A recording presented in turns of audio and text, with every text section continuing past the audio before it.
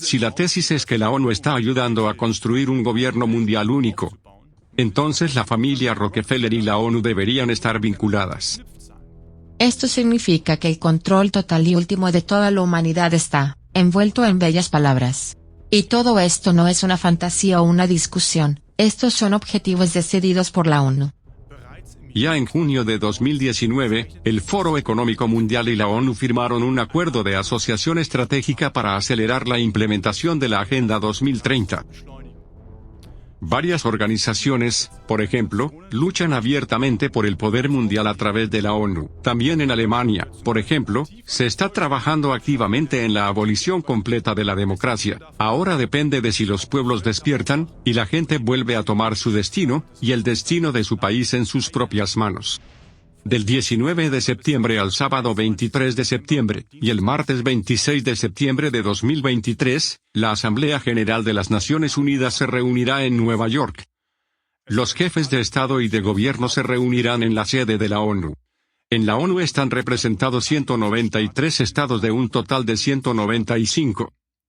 Para la actual Asamblea General, la ONU escribe, entre otras cosas, que quieren reavivar un sentimiento de esperanza, optimismo y entusiasmo por la Agenda 2030. Pero, ¿qué implica la Agenda 2030 y cuáles son sus objetivos?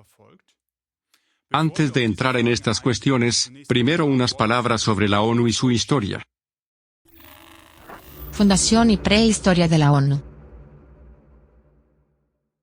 El antecesor de las Naciones Unidas o también ONU fue la Sociedad de Naciones, fundada en 1920 tras la Primera Guerra Mundial. Su objetivo oficial era promover la cooperación internacional y lograr la paz y la seguridad. El 18 de abril de 1946, la Sociedad de Naciones se disolvió en su 21ª asamblea.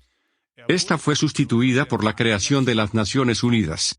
Todos sus activos se transfirieron a la nueva organización. Las Naciones Unidas describen oficialmente su fundación de la siguiente manera. Cuando la Segunda Guerra Mundial terminó en 1945, las naciones yacían en ruinas y el mundo deseaba la paz. Representantes de 50 países se reunieron en la Conferencia de las Naciones Unidas sobre una organización internacional en San Francisco, California, del 25 de abril al 26 de junio de 1945. Durante los 2 meses siguientes, trabajaron para redactar y luego firmar la Carta de las Naciones Unidas, creando una nueva organización internacional, las Naciones Unidas, que, se esperaba, evitaría otra guerra mundial como la que acababan de vivir. La garantía de la paz mundial sigue siendo hoy una de las tareas más importantes de la ONU, según su carta. ¿Es esto cierto o se está utilizando a la ONU para construir un gobierno mundial único bajo esta apariencia? Una cita atribuida a David Rockefeller plantea interrogantes a este respecto.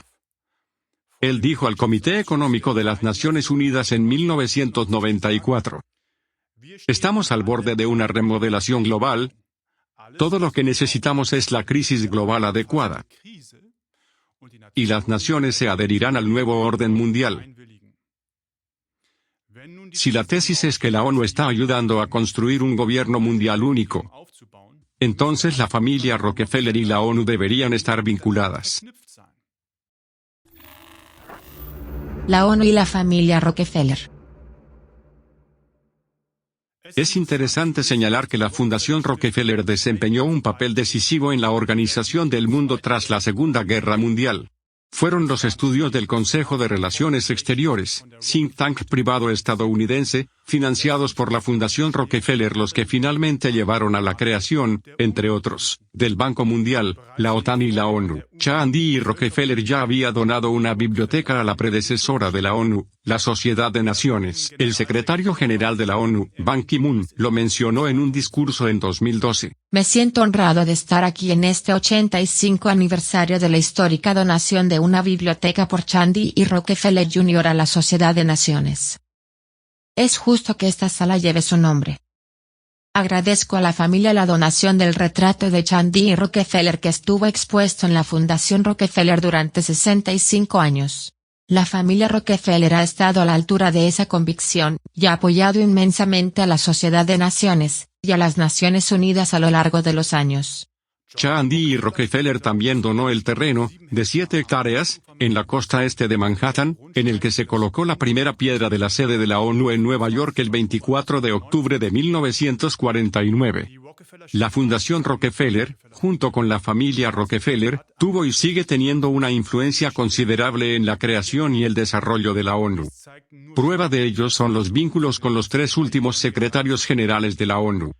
Kofi Annan fue secretario general de la ONU de 1997 a 2006.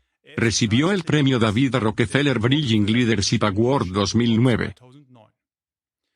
Estuvo presente en la presentación de las memorias de David Rockefeller, y el anuncio de la Fundación Rockefeller tras su muerte fue: Kofi Annan fue uno de nuestros socios más antiguos y sólidos. Antonio Guterres y Ban Ki-moon también parecen tener una buena conexión con la familia Rockefeller. Ban Ki-moon fue secretario general de la ONU de 2007 a 2016. Aquí se le ve reunido con David Rockefeller. Ban Ki-moon pronunció un discurso de aceptación en 2012, como ya se ha mencionado, en el que mencionó que la familia Rockefeller había apoyado inmensamente a las Naciones Unidas a lo largo de los años. Antonio Guterres es secretario general de la ONU desde 2017. En las fotos superpuestas, se reúne con Ariana Rockefeller y David Rockefeller Jr. Agenda 2030.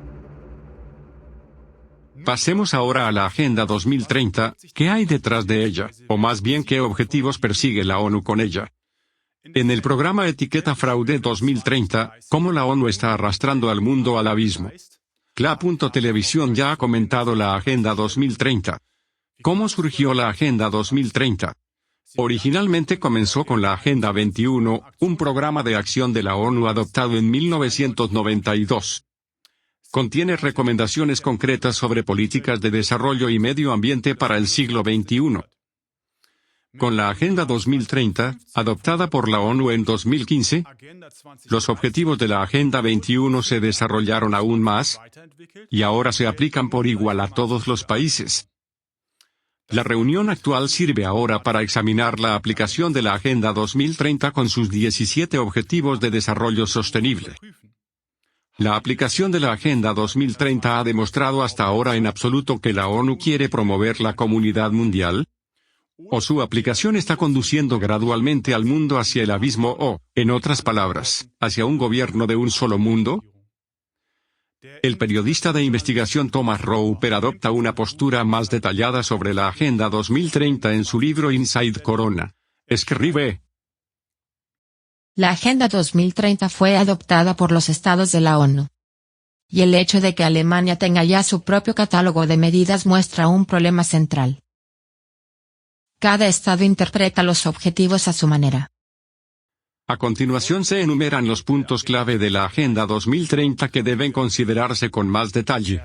El 16º punto clave reza: promover sociedades pacíficas e inclusivas para el desarrollo sostenible, facilitar el acceso a la justicia para todos y crear instituciones eficaces, responsables e inclusivas a todos los niveles.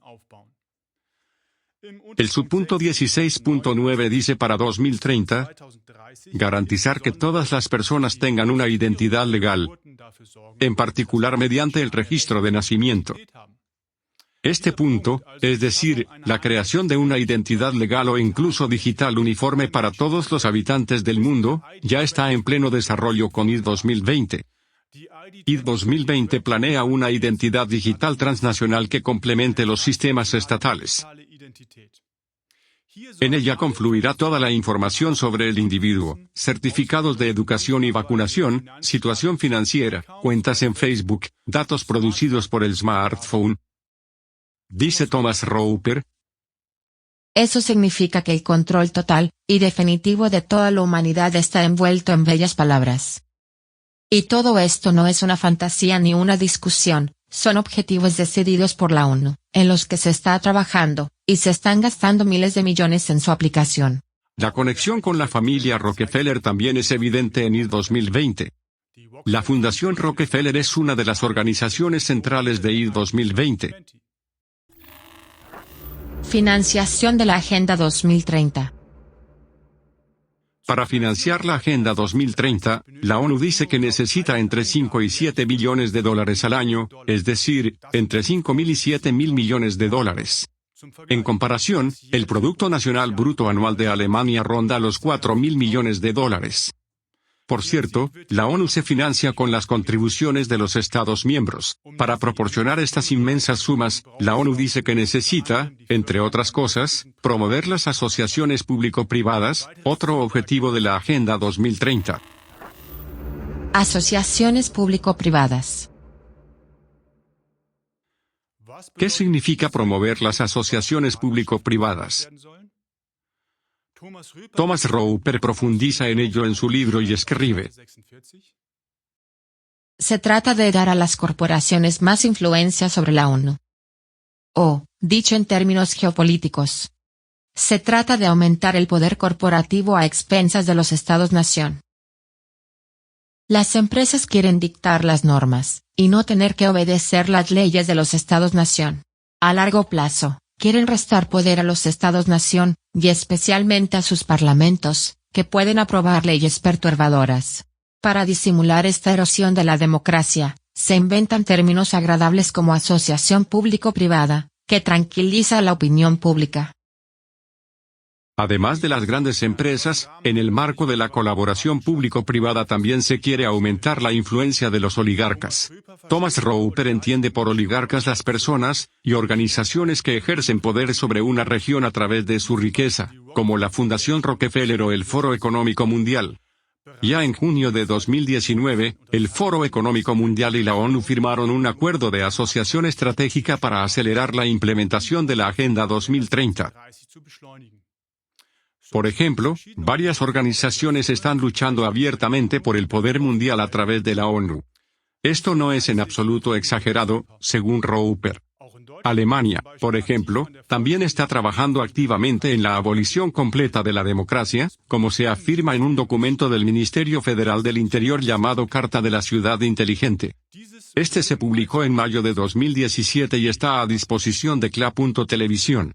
Allí, bajo el título Visión de un planeta hiperconectado, figura como punto 6.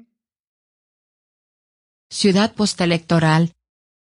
Como sabemos exactamente lo que la gente hace y quiere, hay menos necesidad de elecciones, gobierno de la mayoría o votaciones. Los datos de comportamiento pueden sustituir a la democracia como sistema de retroalimentación social. En el futuro, la gente debería estar tan minuciosamente registrada y controlada digitalmente que se pueda deducir de los datos lo que quiere la mayoría. Una razón para no tener que celebrar más elecciones o para tomar decisiones sin elecciones. Además, el concepto de ciudad inteligente habla de la sociedad post-propiedad. Gracias a la información sobre los bienes y recursos compartidos disponibles, tiene menos sentido poseer algo. Quizá la propiedad privada se convierta de hecho en un lujo. Los datos podrían complementar o sustituir al dinero como moneda. ¿Cómo es posible que se publiquen estas ideas?